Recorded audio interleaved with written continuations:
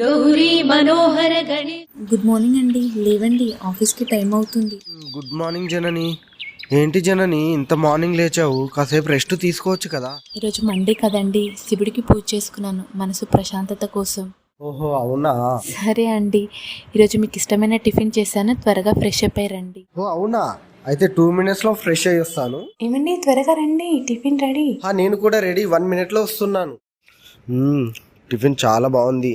నువ్వు తిన్నావా జనని? నేను తిన్నానండి, తిని టాబ్లెట్స్ కూడా వేసుకున్నాను. ఇలాంటి సిచ్యువేషన్లో నిన్ను వదిలి డైలీ ఆఫీస్కి వెళ్ళాలంటే ఏదోలా ఉంది జనని. పర్లేదండి, పక్కన బామ్మ ఉన్నారు కదా, ఏమైనా ప్రాబ్లం ఉంటే చూసుకుంటారులే. మీరైతే ఆఫీస్కి వెళ్ళండి. నిన్ను మీ అమ్మ వాళ్ళ ఇంటికి వెళ్ళు అంటే నాకు బయట ఫుడ్ ప్రాబ్లం అని వెళ్ళవు.